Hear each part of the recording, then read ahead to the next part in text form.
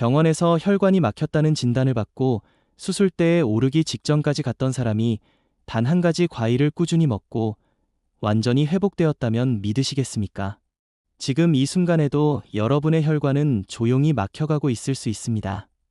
아무런 증상도 없이 말입니다. 콜레스테롤과 중성지방이 혈관벽에 쌓이고 있고 어느 순간 임계점을 넘으면 뇌경색이나 심근경색으로 쓰러지게 됩니다. 하지만 오늘 제가 말씀드릴 과일 하나만 제대로 알고 드시면 막힌 혈관을 뚫고 맑은 혈액을 되찾을 수 있습니다. 이것은 단순한 민간요법이 아니라 수많은 연구로 입증된 과학적 사실입니다. 지금부터 30분간 눈을 떼지 마시고 집중해 주십시오.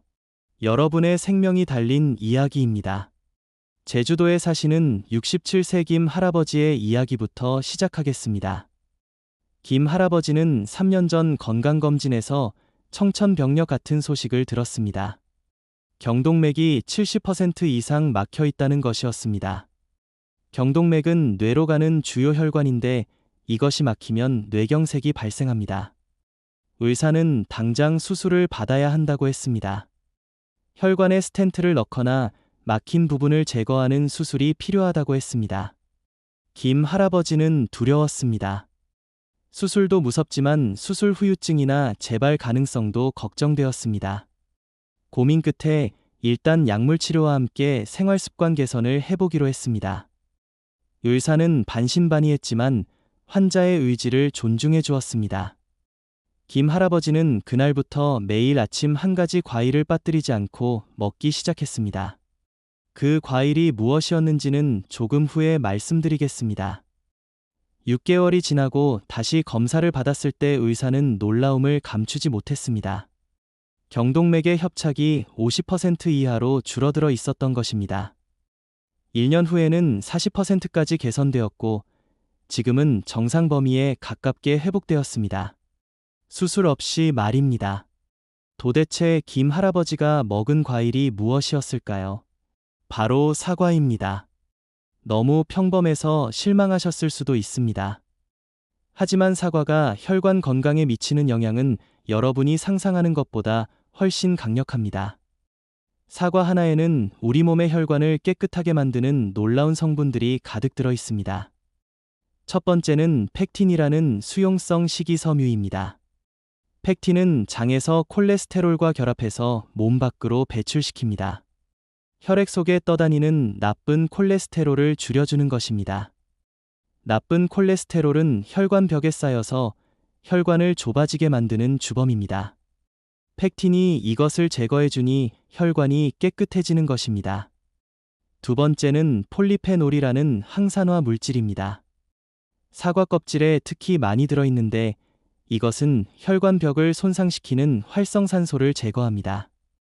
혈관이 손상되면 그곳에 콜레스테롤이 더 쉽게 달라붙습니다. 폴리페놀은 혈관을 보호해서 콜레스테롤이 쌓이는 것을 막아줍니다. 또한 이미 쌓여있는 플라크를 안정화시켜서 터지는 것을 방지합니다. 혈관 내 플라크가 갑자기 터지면 혈전이 생기고 이것이 뇌나 심장으로 가면 뇌경색이나 심근경색이 발생합니다. 세 번째는 칼륨입니다.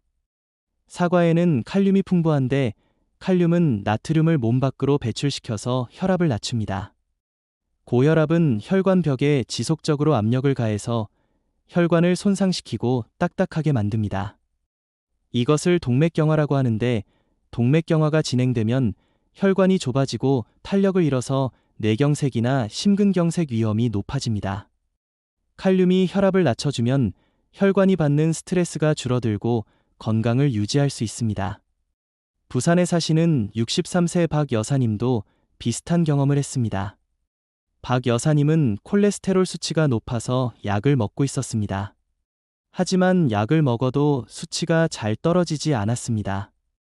의사는 약의 용량을 늘려야 한다고 했지만 박 여사님은 약의 부작용이 걱정되었습니다. 간 수치도 조금씩 올라가고 있었기 때문입니다. 그러던 중 친구로부터 사과가 좋다는 이야기를 듣고 반신반의하며 시도해 보기로 했습니다. 매일 아침 사과 한 개를 껍질째 먹기 시작했습니다.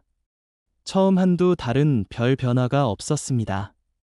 하지만 석 달째부터 조금씩 콜레스테롤 수치가 떨어지기 시작했습니다. 6개월 후에는 약을 줄일 수 있을 정도로 수치가 개선되었습니다. 1년이 지난 지금은 약 없이도 정상 범위를 유지하고 있습니다. 의사도 놀라워하며 무엇을 했느냐고 물었고 박 여사님은 사과를 꾸준히 먹었다고 대답했습니다. 그런데 여기서 중요한 점이 있습니다. 사과를 어떻게 먹느냐가 효과를 좌우합니다. 가장 중요한 것은 껍질째 먹어야 한다는 것입니다. 사과의 폴리페놀은 대부분 껍질에 들어 있습니다. 껍질을 깎아내면 가장 중요한 성분을 버리는 셈입니다.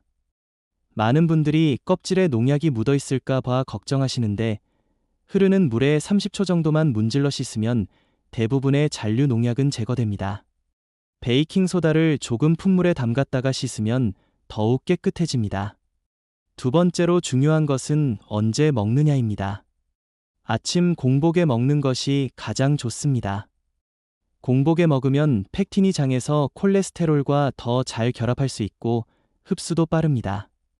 식사 후에 디저트로 먹는 것보다 아침 식사 전이나 식사 대용으로 먹는 것이 훨씬 효과적입니다. 한 개면 충분합니다. 너무 많이 먹으면 당분 섭취가 과해질 수 있으니 하루 한두 개 정도가 적당합니다. 세 번째는 어떤 사과를 선택하느냐입니다. 빨간 사과가 초록 사과보다 폴리페놀 함량이 높습니다. 특히 국내산 사과가 수입산보다 신선하고 영양소가 풍부합니다. 제철 사과가 가장 좋은데 우리나라 사과는 가을에 수확한 것이 가장 맛있고 영양가도 높습니다. 저장 기술이 발달해서 1년 내내 먹을 수 있지만 가능하면 가을부터 겨울까지 나오는 햇사과를 선택하시기 바랍니다. 대구에 사시는 69세 이 할아버지는 당뇨병과 고지혈증을 함께 앓고 있었습니다. 의사는 음식 조절을 철저히 하라고 했고 특히 과일은 당분이 많으니 조심하라고 했습니다.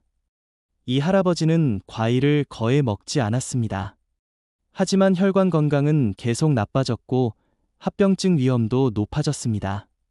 그러던 중 당뇨병이 있어도 사과는 괜찮다는 이야기를 듣고 조심스럽게 시작했습니다.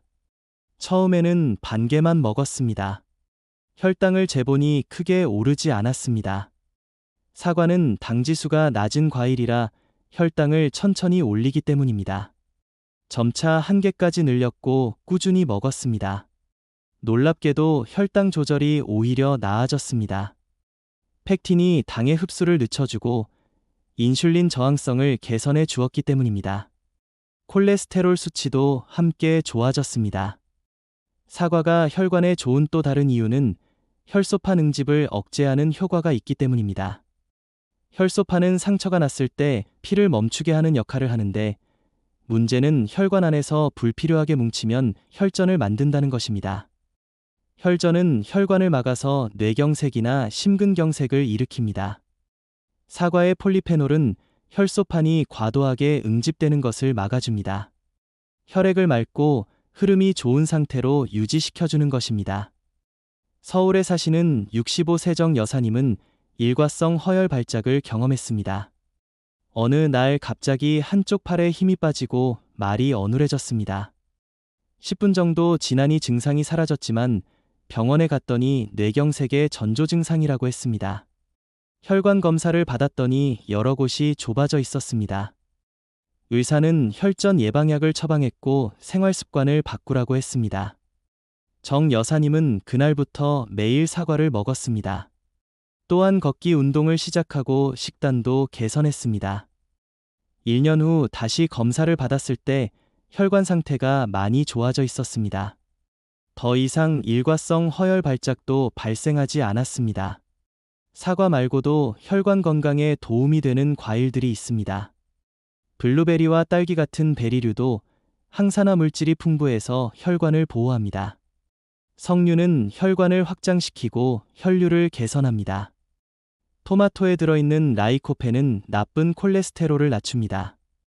하지만 이 모든 과일을 통틀어서 가장 쉽게 구할 수 있고 가격도 저렴하며 효과도 검증된 것이 바로 사과입니다. 사과는 사계절 내내 마트에서 쉽게 살 수 있고 보관도 간편합니다.